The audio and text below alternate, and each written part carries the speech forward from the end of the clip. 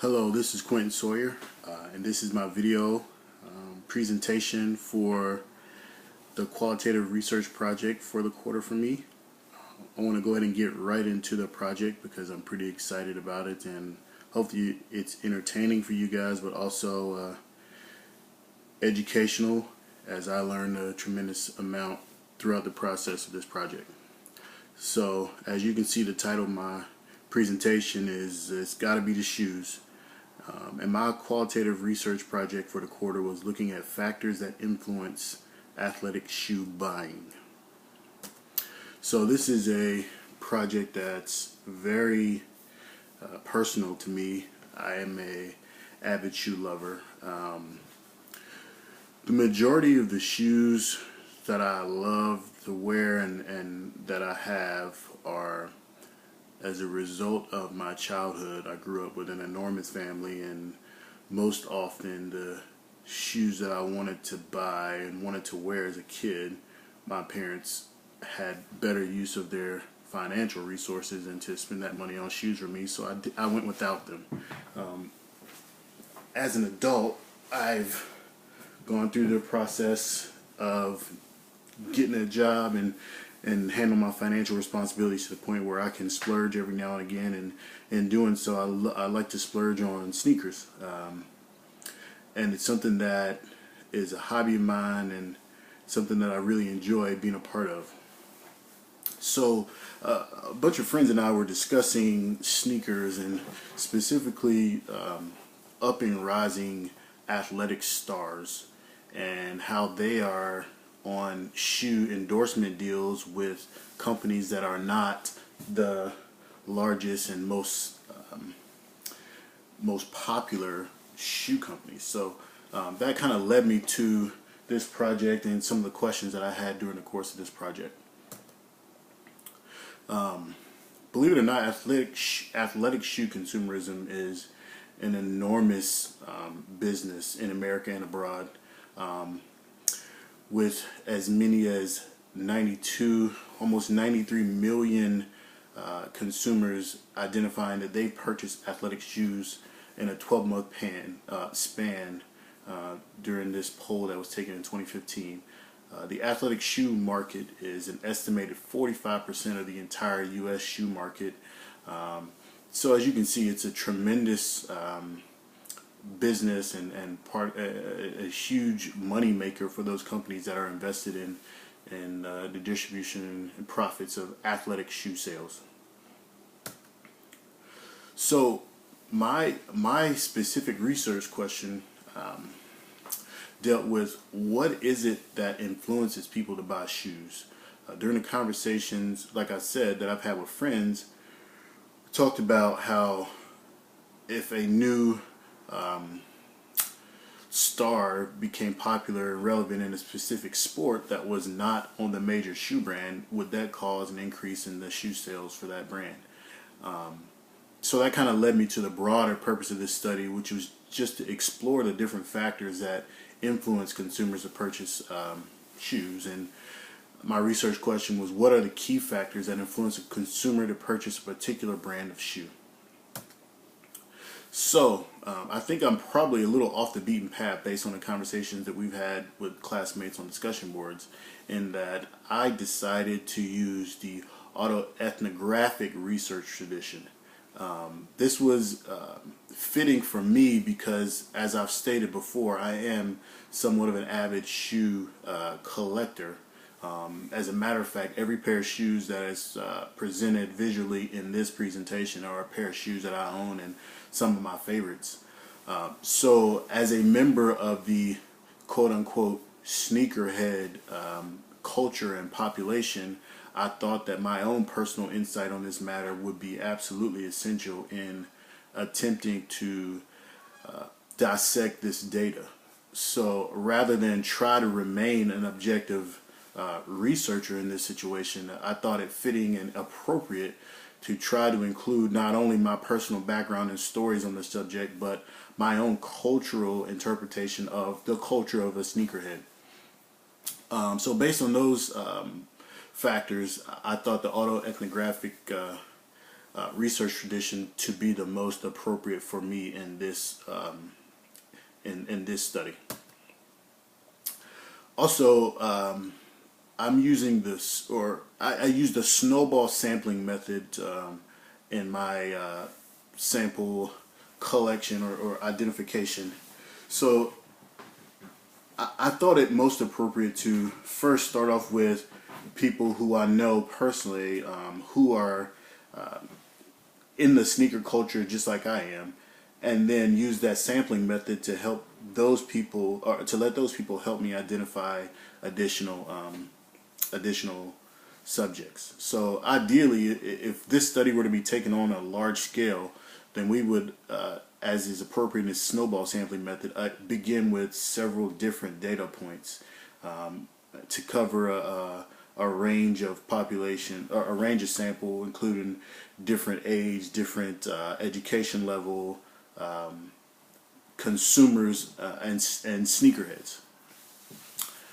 For the purposes of this particular assignment for class, since we only collected subjects, 3 subjects worth of data, my sample is a fairly homogeneous population.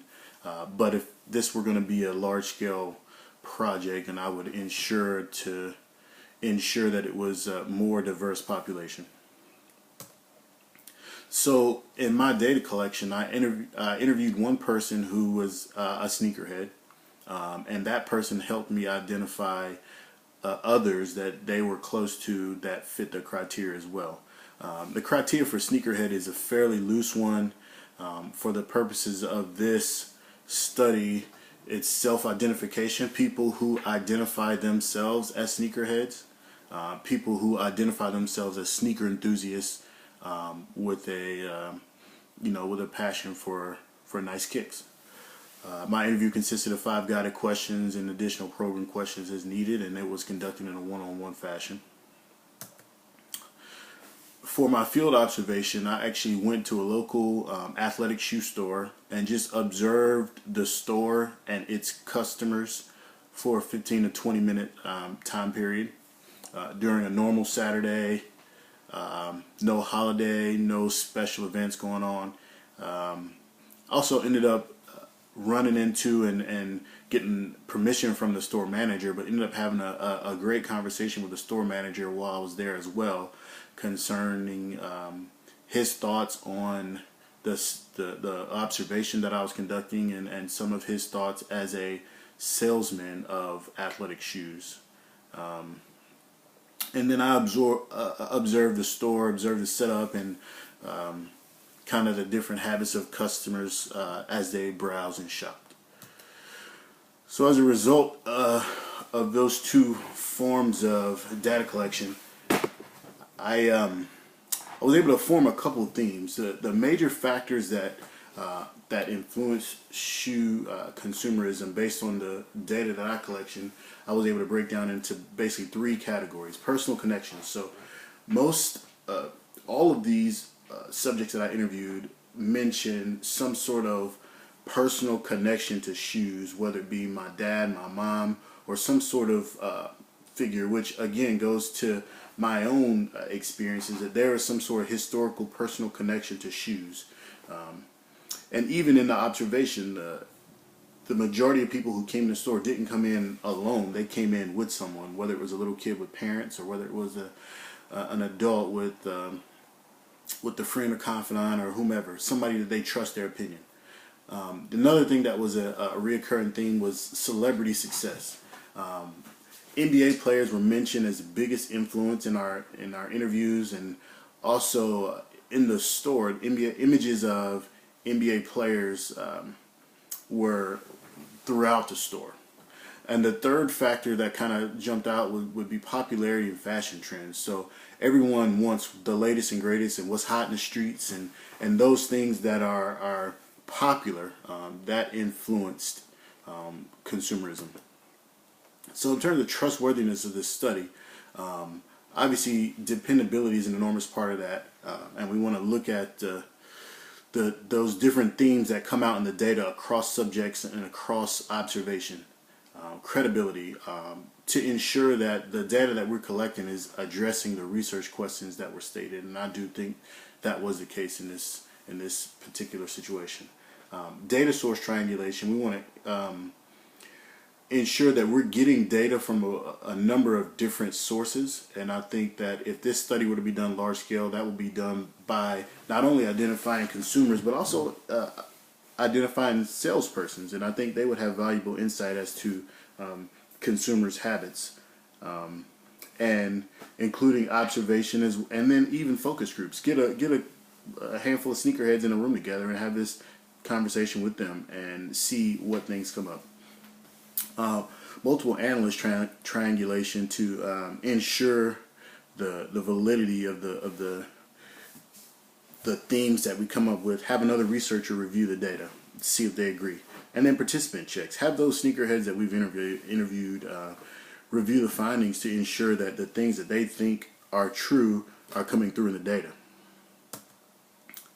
So for me, this was an extremely enjoyable experience. I learned a lot about qualitative research in general. It was enjoyable for me to go through this process and to really use my love for sneakers as an educational experience and a kind of a break from the norm of the athletic training research. And I really enjoyed the fact that the autoethnographic research tradition allowed for my personal input, and I appreciate that about this form of qualitative research, that as an experienced member of the population that I'm attempting to observe, it allowed that input to be used. Qualitative research is extremely time consuming, and I'm not sure that's different from quantitative research, but that was one of the things that jumped out during this experience for me. But I did appreciate how, as I collected the data and started going through it, it kind of came to a natural organization on its own. And I felt that that was a really positive experience for me and something that was unexpected. But that data being organized, I thought allowed me to address the research question very directly. So, ran a few minutes over, but thank you for paying attention. And this is just a true example of the fact that, like I said, I'm a sneakerhead. This is me at my wedding last year, changing out of the dress shoes and changing into my play shoes so I can get on the dance floor and have a great time. My brother helped me out. Thank you much. Hope you guys enjoyed this presentation.